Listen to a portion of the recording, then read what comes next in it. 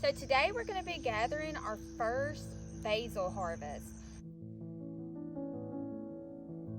So we're going to go through and we're going to trim the basil plants. You want to wait till after the morning dew. We had a huge storm yesterday. You may hear some tractors in the background because they're cleaning up after the storm. But what we're going to do, I had to wait till all of the dew and leftover moisture from last night was gone, so the basil plants are nice and dry now.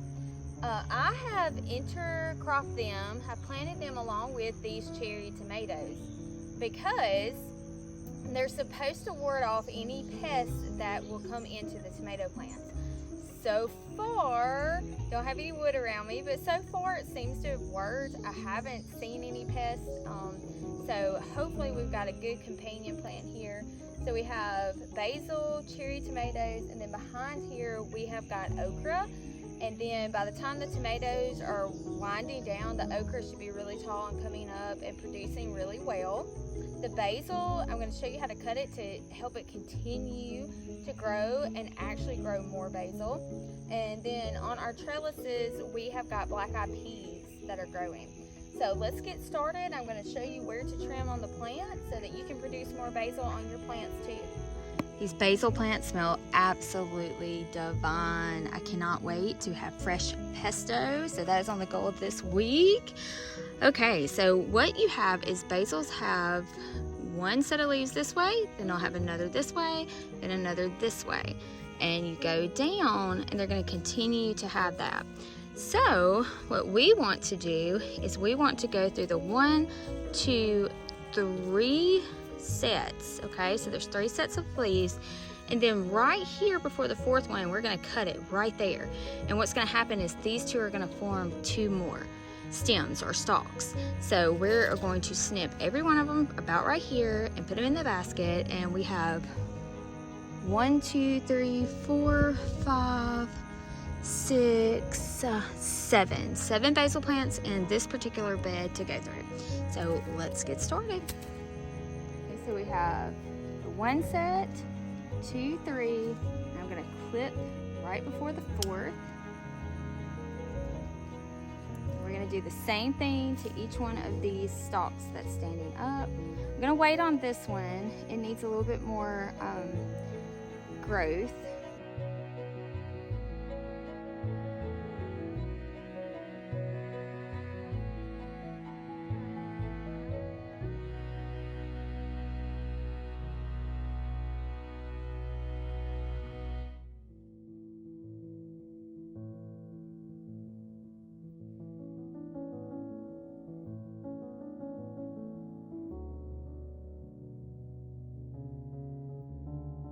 You can also take these lower leaves here. We can get past here in our little jungle. And these are okay to take as well. So you can just kind of pluck them off. Those are not true leaves down there. They're not going to have the flavor we're looking for. But these are fine to go ahead and pluck off.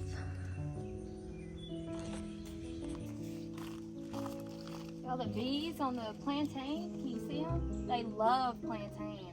That's why we leave it here. We let them forage off of it. These are not honeybees, but they're still great for pollination.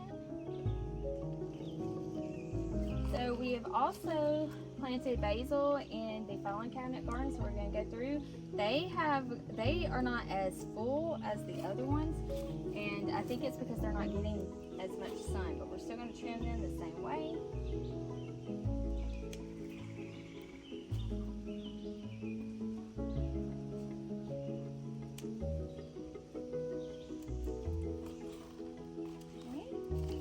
Like the bugs got a hold of this one pretty good.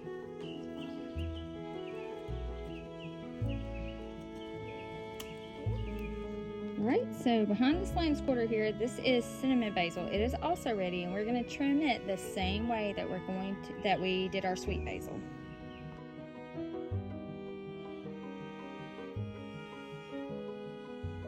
Okay, so here you can see our purple basil, or some of it. There's one right there, really nice plant over here. You can see the trash from the storm. I'm waiting for everything to dry up here, and then I'm going to sweep it up, put it up. But this one is definitely ready. So we're gonna go through and we're gonna do our purple basil now.